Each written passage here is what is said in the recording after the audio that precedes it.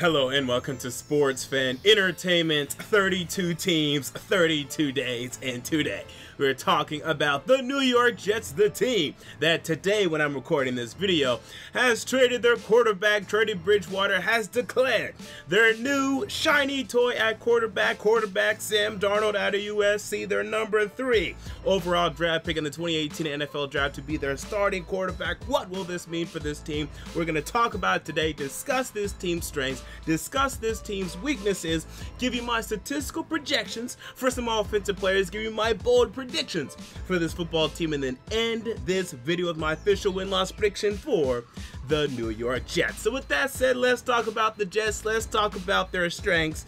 There's not many. Okay, so this will go pretty quick. Okay, so I like the defensive line in New York.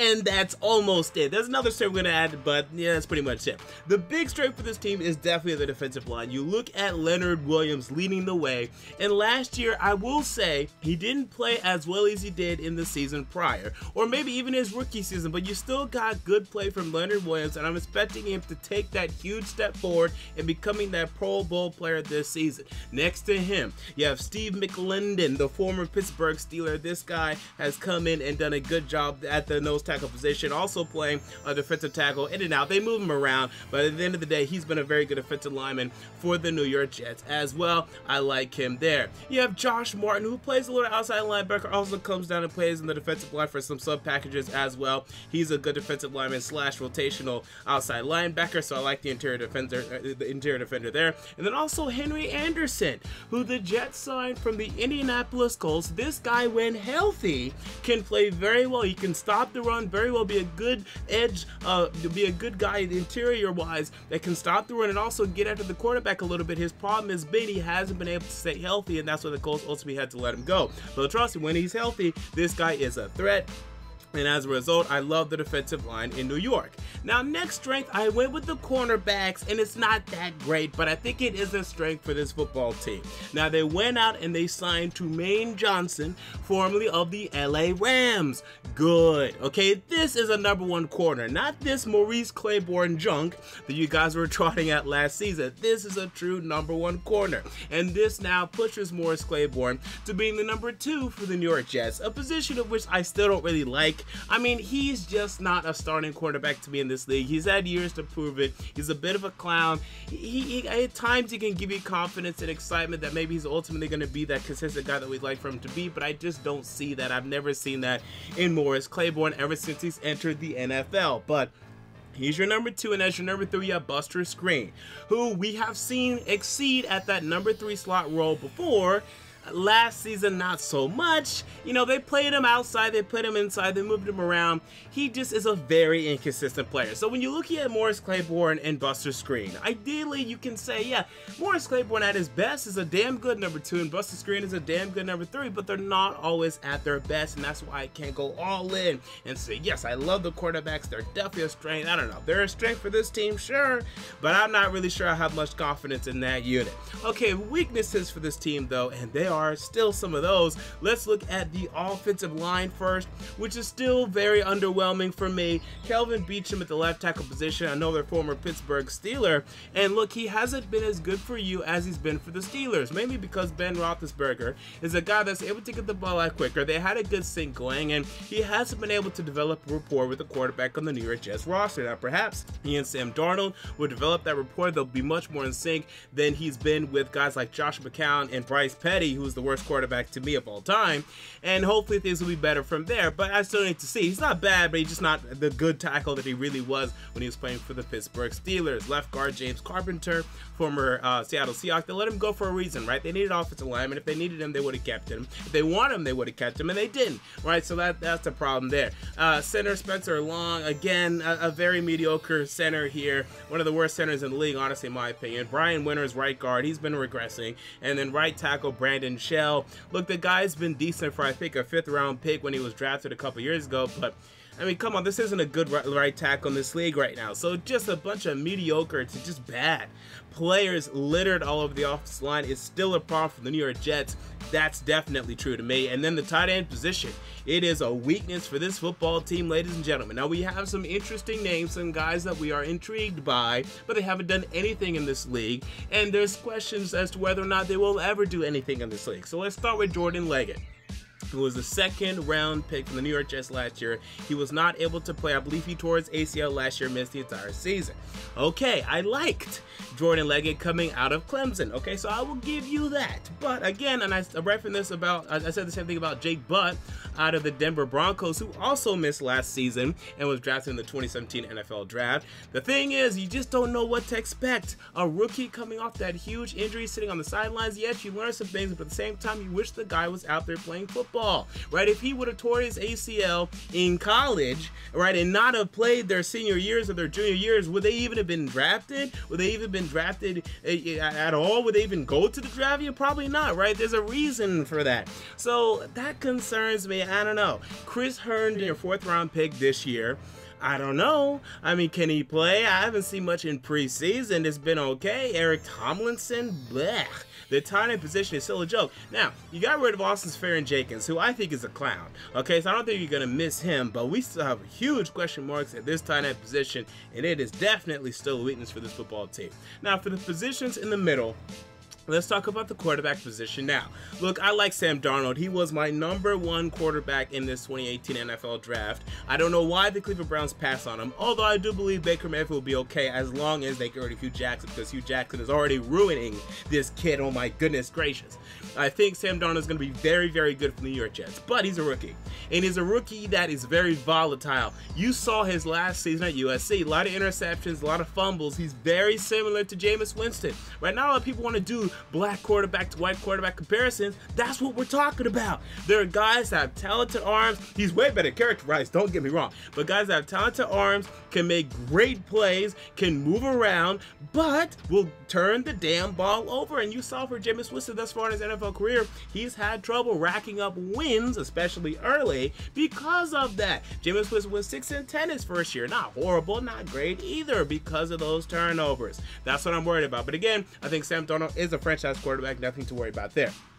Running backs I like, and it was almost a strength. But you don't have a top 15 running back in the league right now, so how the hell can it be a strength? At least you have a top 15 corner. You have a top 15 corner. You don't have a top 15 running back. Top 20 is debatable. I like Bilal Powell. I don't know why the Jets refuse to make Bilal Powell the bell cow for this offense. He continues to put up efficient numbers despite the Jets being consistently awful over the past number of seasons. I don't know why they don't give this guy any damn credit. So they brought in Isaiah Crowell, who's all right, but why are you splitting? I think Bilal Powell is the best running back on this roster. I think he deserves at least 1 year to be the bell cow. I think you're going to be very impressed with what he does. But they brought in Crowell, Isaiah Crowell, and they're going to see. We're going to see what happens there in terms of that dichotomy, how they work together.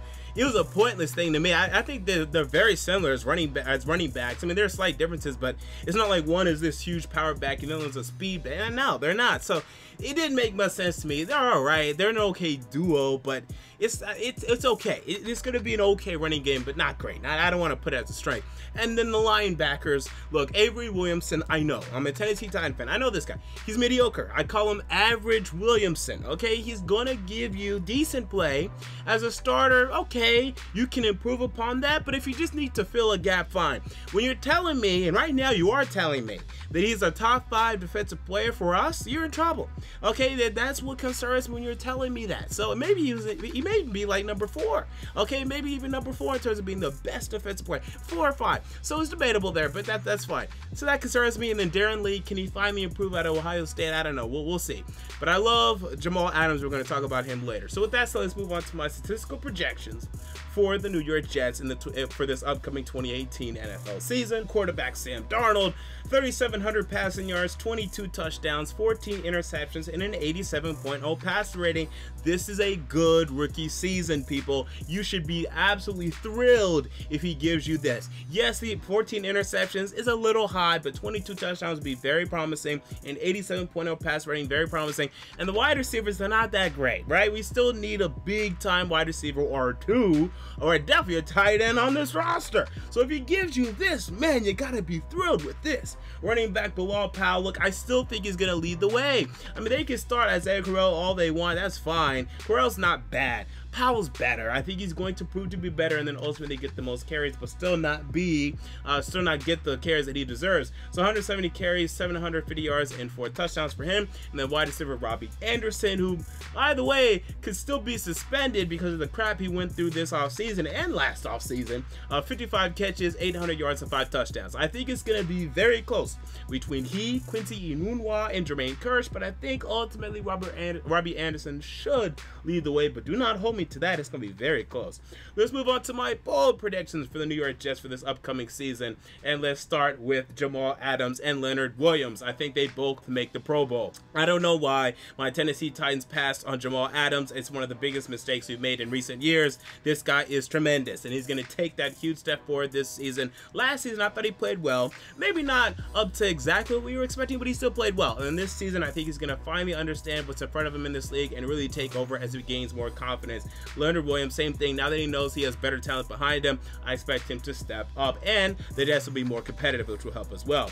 Bold prediction number 2, Sam Darnold finishes 3rd for Offensive Rookie of the Year. So he's not going to win it. First of all, because Saquon Barkley, come on. If there's ever been a lock for Offensive Rookie of the Year, it's now. Okay, when Saquon Barkley is by far and away going to get the most opportunity there. Number 2, I think it'd be DJ Chark for the Jacksonville Jaguars, maybe DJ Moore for the Panthers, and some other candidates. I think someone's going to prove to be better than Sam Darnold. That's a non-quarterback. But I think Sam Darnold is going to finish number 1 in terms of quarterback for Offensive Rookie of the Year voting, and 3rd overall. And then bold prediction number 3, I think the Jets are going to be in the playoff mix early but fade late. When you look at the New York Jets 2018 schedule, it's pretty forgiving early. Week 1 they go to face Detroit, and I think that's a loss, but hey, Detroit has choked in the past, then they'll choke again. Week 2 they host the Miami Dolphins, that should be a win. Week 3 they go to Cleveland. I think the Jets are better than Cleveland. I don't think it's very close, but I think they're better than Cleveland. This could be a win. They go to face the Jacksonville Jaguars Week 4, who can choke at any given moment. They host the Broncos Week 5, hey, and you host the Colts Week 6. I mean, that could be a 4-2 start for the New York Jets. 3-3, you're talking playoffs. You're talking, hey, we're sitting at the 7th, 8th seed. You're talking, and then you're gonna get screwed, because after that, the schedule gets most difficult. You go to Chicago, you go to Miami, you end up facing New England twice. Okay, you go to Tennessee, you go to Buffalo, you host Aaron Rodgers and the Green Bay Packers. That's when things are gonna get ugly. But I think it's gonna be a promising start. We're gonna be talking about Sam Darnold, saying, oh, the Jets are in the playoff mix, maybe even in the AFC East mix, and then it's gonna fall flat on its face. My win-loss prediction for the New York Jets. Look, I'm encouraged by some things on this roster. I'm encouraged by Sam Darnold. I'm encouraged by Jamal Adams. I'm encouraged by Leonard Williams. You have young pieces whom are growing. But Sam Darnold, as I said, will be a volatile rookie. You're combining him with Robbie Anderson, who he had a very good year last year.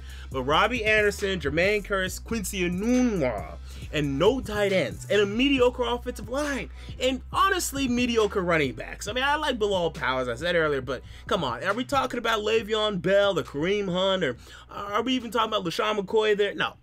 The defense, look, it's promising. Is it going to be a top 5, top 10 defense? Not yet. They need more talent. We get it. And here's the thing. You went 5-11 last year with Josh McCown giving you decent quarterback production. He gave you 18 touchdowns to 9 interceptions. That's not bad. Sam Darnold's ratio, you wish, is going to be 2.0. Right, touchdown to interception ratio. So I think you get one more win. I got the Jets going 6-10, showing promise. I think they will be equivalent to what the Chicago Bears were last season with Mitchell Trubisky, with better quarterback play. But the Bears had better play everywhere else except for wide receivers. They definitely had better defense than you guys, and they definitely had better running backs. Okay, so I think you're going to be similar to that.